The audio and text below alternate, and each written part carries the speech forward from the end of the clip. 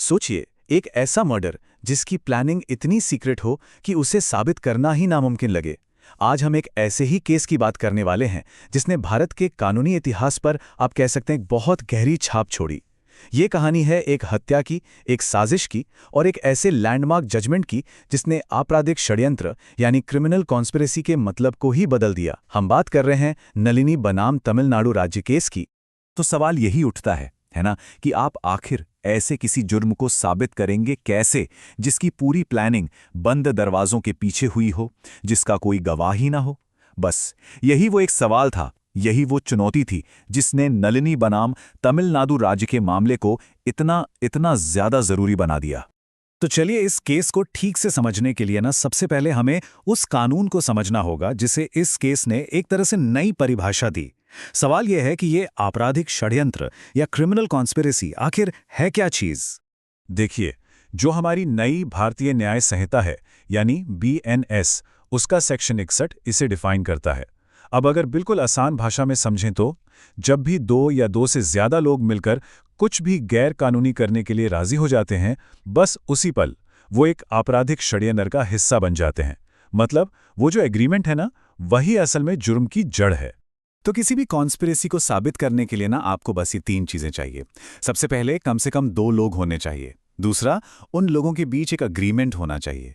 जरूरी नहीं कि लिखा पढ़ी में हो, ये बस एक अंडरस्टैंडिंग भी हो सकती है।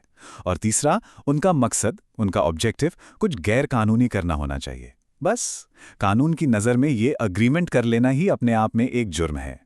और मजे की बात यह है कि कानून भले ही पुराने IPC से अब नए BNS में बदल गया है, सेक्शन नंबर बदल गए हैं, लेकिन ये जो बेसिक आइडिया है ना, ये बिल्कुल सेम है। मतलब कि अगर मामला किसी गंभीर अपराध का है तो सिर्फ गैर कानूनी काम करने के लिए सहमत हो जाना, बस वो एग्रीमेंट कर लेना ही अपने आप में एक पूरा जुर्म है, भले ही आगे जाकर उस प्लान पर कोई एक्शन लिया जाए या नहीं। तो अब जब हम कानून की एक बेसिक बात समझ गए हैं, तो चलिए उस असली घटना की तरफ चलते हैं जिसने इस कानून को आप कह सकते हैं कि सबसे बड़ी परीक्षा में डाल दिया था। एक ऐसी ट्रेजेडी जिसने पूरे देश को हिलाकर रख दिया था। वो तारीख थी 21 मई 1991। जगह थी श्रीपेरम्बुदूर, तमिलनाडु। भारत के पूर्व प्रधानमंत्री राजीव गांधी एक चुनावी रैली में पहुंचे थे। तभी भीड़ से एक महिला जिसका नाम था धनु आगे बढ़ती है।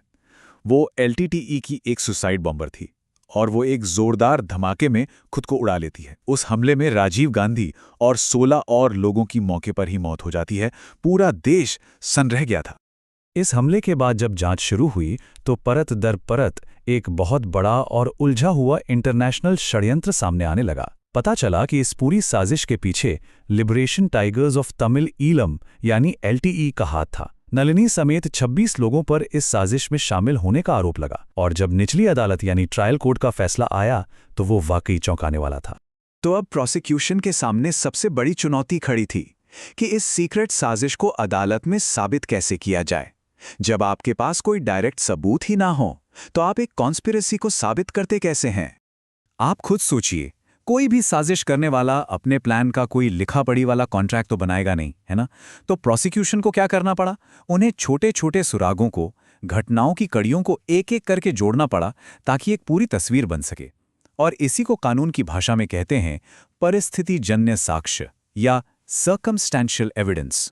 और यहीं पर इसी केस में सुप्रीम कोर्ट ने एक लैंडमार्क प्रिंसिपल सेट किया। कोर्ट ने कहा कि देखो, अगर हालात और सबूतों की कड़ियां एक दूसरे से इतनी मजबूती से जुड़ी हुई हैं कि वो बिना किसी शक के सिर्फ एक ही तरफ इशारा कर रही हों, यानी जुर्म की तरफ, तो सिर्फ सर्कमस्टेंशियल एविडेंस के आधार पर भी किसी को दोषी ठहराया जा सकता है। इस केस ने एक और बहुत जरूरी बात साफ कर दी। वो ये कि किसी कॉन्स्पिरेसी का हिस्सा होने के लिए आपको पूरे प्लान की A to Z जानकारी हो, ये जरूरी नहीं है। मान लीजिए अगर कोई सिर्फ हमलावरों को एक जगह से दूसरी जगह ले जाने में मदद कर रहा है और उसे ये पता है कि ये लोग कुछ गैर कानूनी करने जा रहे हैं, तो बस उतना ही काफी है। उसे भी उस पूरी की पूरी साजिश के लिए उतना ही जिम्मेदार माना जाएगा। तो ट्रायल कोर्ट के फैसले के बाद ये मामला पहुंचा देश की सबसे बड़ी अदालत में, यानी सुप्रीम कोर्ट, और वहां जाकर इस केस ने एक बहुत ही ड्रामेटिक मोड़ लिया। आप बस फर्क देखिए। ट्रायल कोर्ट ने क्या किया? उसने सभी 26 के 26 आरोपियों को मौत की सजा सुना दी। लेकिन जब ये केस सुप्रीम कोर्ट पहुंचा तो कोर्ट ने एक एक आरोपी के खिलाफ सबूतों को बहुत ही बारीकी से दोबारा परखा और आखिर में क्या हुआ? सिर्फ 4 लोगों की मौत की सजा को कंफर्म किया गया। बाकियों को या तो बरी कर दिया गया या फिर उनकी सजा कम कर दी गई। अब आते हैं इस केस के सबसे ज्यादा डिबेटेड हिस्से पर, और वो है सजा। यहीं पर आकर न्याय और दया के बीच एक बहुत पतली सी लाइन खींची गई और यहीं से रेयरेस्ट ऑफ द रेयर यानी विरले से विरला वाला सिद्धांत एक बार फिर से बड़ी बहस का मुद्दा बन गया। देखिए, इंडिया में ना हर मर्डर केस में मौत की सजा नहीं दी जाती। ये सजा सिर्फ उन मामलों के लिए रखी गई है जो इतने ज्यादा क्रूर और घिनौने हों कि वो पूरे समाज की आत्मा को झिंझोड़ कर रख दें। बस इसी प्रिंसिपल को रेयरेस्ट ऑफ द रेयर या विरले से विरला का सिद्धांत कहते हैं। और नलिनी के केस में कोर्ट के सामने यही बहुत बड़ी दुविधा थी। एक तरफ तो था अपराध जो इतना गंभीर था कि वो रेयरेस्ट ऑफ द रेयर की कैटेगरी में बिल्कुल फिट बैठता था, लेकिन दूसरी तरफ एक मानवीय एंगल भी था। नलिनी की एक छोटी सी बेटी थी जो जेल में ही पैदा हुई थी। तो सवाल ये था कि क्या एक मां को फांसी पर चढ़ाना ठीक होगा? और बस इसी मानवीय ग्राउंड पर सुप्रीम कोर्ट ने नलिनी की मौत की सजा को उम्र कैद में बदल दिया।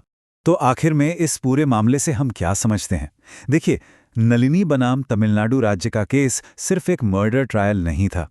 इसने क्रिमिनल कॉन्स्पिरेसी को साबित करने के तरीके को एक नई दिशा दी। ये दिखाया कि कैसे कड़ियों को जोड़कर भी सच तक पहुंचा जा सकता है, और साथ ही ये भी दिखाया कि हमारा कानून कितना भी सख्त क्यों ना हो, उसमें इंसानियत और रहम की गुंजाइश हमेशा रहती है। और ये केस हमें इसी एक बड़े सवाल के साथ छोड़ जाता है कि जब बात इंसाफ की हो तो सजा और दया के बीच वो सही लकीर, वो सही बैलेंस कहाँ ढूंढा जाए? ये एक ऐसा सवाल है जिसका जवाब शायद हमें हमेशा ढूंढते रहना होगा।